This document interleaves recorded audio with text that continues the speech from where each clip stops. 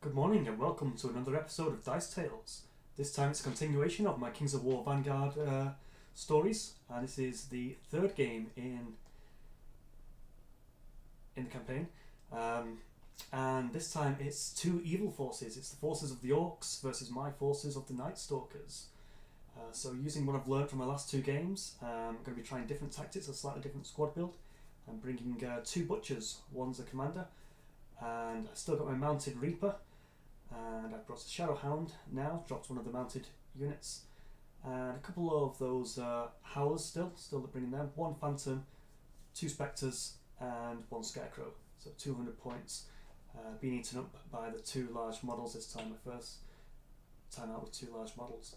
The story this time is there's a valley which has 3 power stones. Now these power stones cause madness and chaos in any humans. So 2 human civilizations built themselves on either side of this valley peacefully, but when they started studying the stones and took them back to their kingdoms, the madness sent conspiracy and lies throughout the minds of the rulers, and then they used the power of the power stones to make devastating weapons and wiped each other out in a catastrophe of conspiracies and lies. So this has been a haunted valley ever since, but an orc cleric has had a vision from his god, and he sent a hero Vanguard warband to scout out the valley and find and retrieve these power stones for him. As they enter the valley, the dark forces of the power stones coalesce the forces of the NightStalkers. I always see my NightStalkers as sort of eerie, ethereal creatures that I don't know, they distort the mind. There's not too much fluff in the original book, but I think there's more in the Kings of War big war game setting, but I see them as like alien Cthulhu.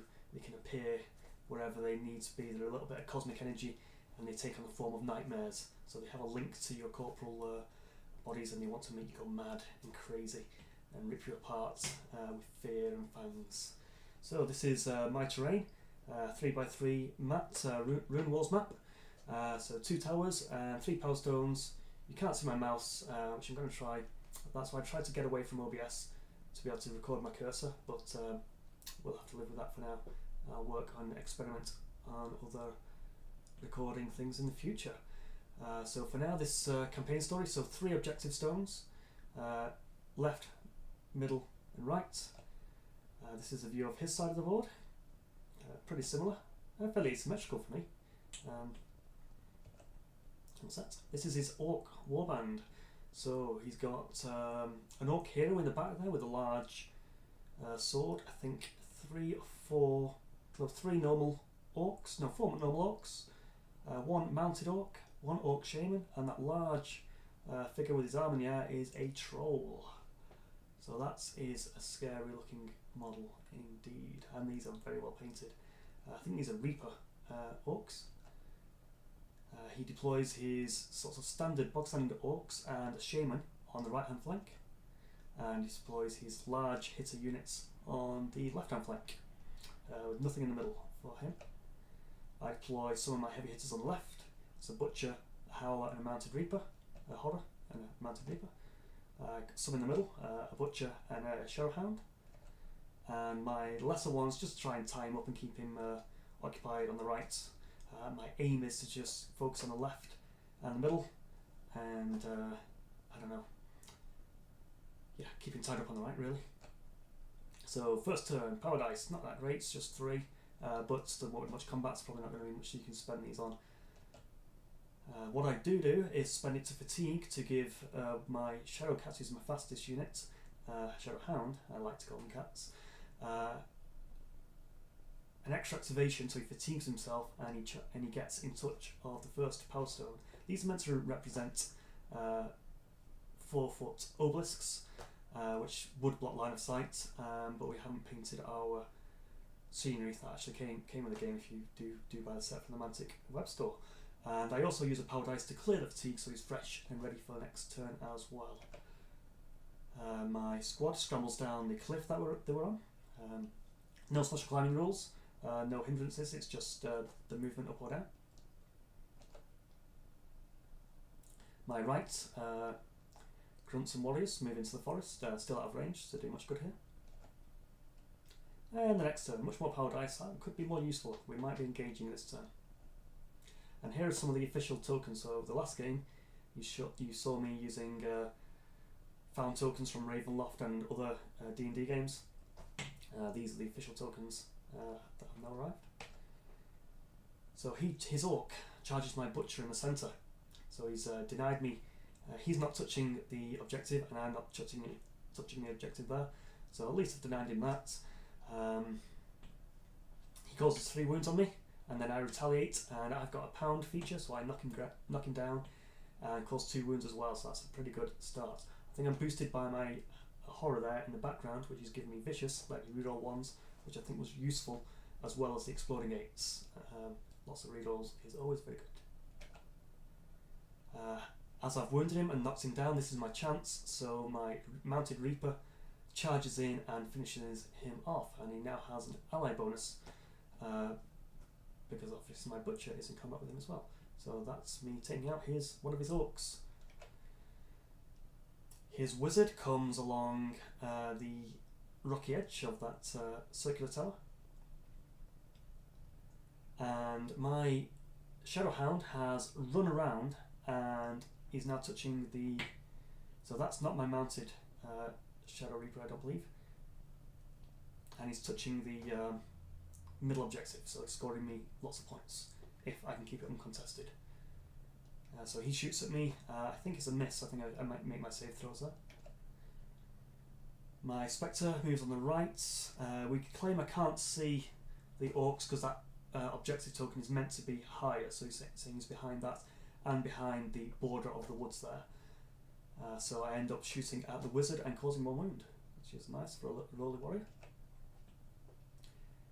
My Scarecrow moves up to the objective, the other side of the objective, and should be cancelling it out, but on his turn he moves his orcs through the woods.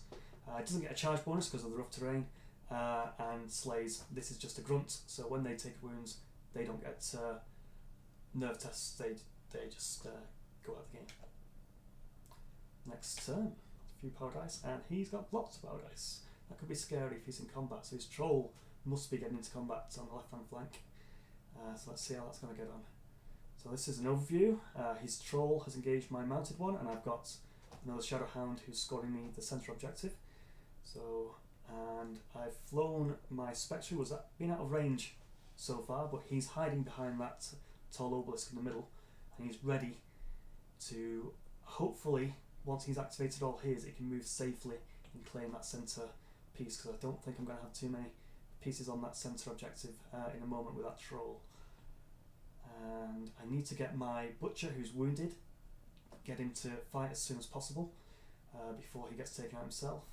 And you can see his hero with a scythe coming in on the top left there, and his other orcs are now edging in, coming in on the right. This is the left hand view. That's the butcher who's scoring the left hand objective for me. And the right hand view, down that spine animal's back. You can just see the butcher. You can see most major players on the game on the table there.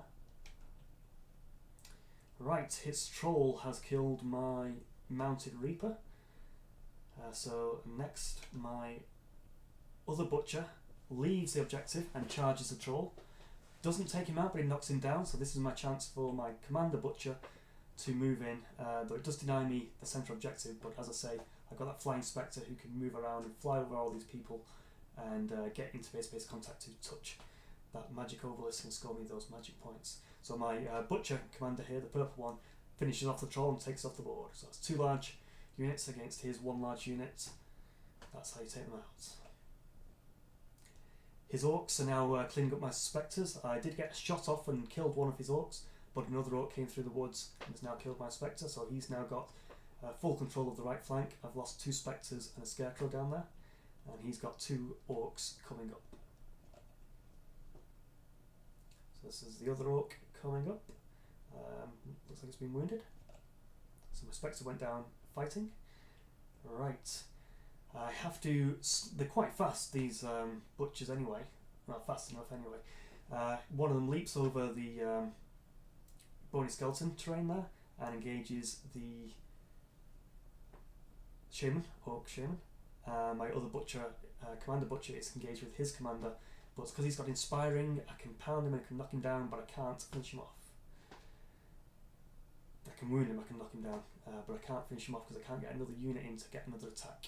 So I need to take out the orc shaman and then get over this bony terrain again and try and take him out from the other side before his orcs can reinforce him. Lots of power there. This is looking fun.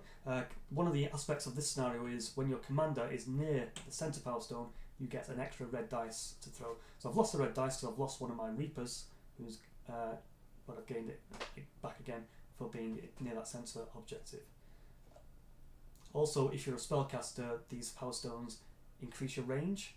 I don't think they give you power dice, I think it's just increasing range. Here's an example of exploding 8s. So every time you roll an 8, you can roll another dice. And this probably would have also had some rerolls 1s as well from the horror. So usually it's like 3 dice to attack. So I probably would have thrown in a red dice from a power dice to have an extra dice, and I probably have a friend in there, and then some rerolls and exploding 8s. That's what's going on there. So my horror has moved in to touch the objective in the middle as well, just in case the leader gets lucky and takes out my commander. But my other darker butcher, the black butcher, has finally killed his orc shaman. The game normally ends on turn 5, but it has a caveat that you roll a dice. If it's a 6, 7 or 8, you continue to play a 6th round. This game goes to its 6th round. Still quite a fast game. It's a really nice game system. It felt very fast and loose. He tries to score points. If he can kill this horror, at least it takes a point away from me, and then he can do extra movement after combat to kill it, steal that point off me, get his own point on the board. I think I'm 2 points ahead, so don't think he'll be just 1 point short of a draw. The game ended 8-5. Yeah, so if he would have taken one away from me, I would have gone down to 7. He would have gone up to 6. I think that's it. So it would have been 7-6. So it would have been closer. It's all about that me getting on that objective on that first turn that won me this game, and then just being tied up on that centre objective. I think that's it. So I finally take down his orc champion, his orc commander. He gets another orc in, stop me gaining points on this central objective. Doesn't matter how many people I have touching it, as long as he has one there as well, I cannot claim the power of the power stones. And that's it. This was just another, the game's ended now, but there was another game going on behind me of Kings of War Vanguard. They were playing the 4th game, and that is a portal game, which I believe you can sort of end up sacrificing your units 4 points to the portal, where they might get sucked in and they might not. So that's kind of an interesting narrative. I wonder what I'm going to make up for my NightStalkers for that. That will be in about 2 weeks now. So, thanks again. That is a battle report for NightStalkers versus Orcs from mostly the NightStalkers point of view. I hope you enjoyed it, and please like and subscribe if you want to encourage me to do more like this. Next I'm going to try and upload a X-Wing game and a Kill Team game. So I hope you like the audio this time. Let me know if I need to make the pictures bigger or keep the pictures on the screen for longer. Do you want me to add text to the screen to maybe describe what's going on? I know I often watch videos silently, either on the bus or at work or at family gatherings. So sometimes having text on the screen is good as well. I'm going to experiment with hyperlapses and possibly videos as well. But as I'm learning YouTube, I kind of like this photo blogging format for my channel. So this is Dice Tales. I'm Mark. Have a good day, and I hope you enjoy my first 2 videos. Good night, good morning, good evening, whenever.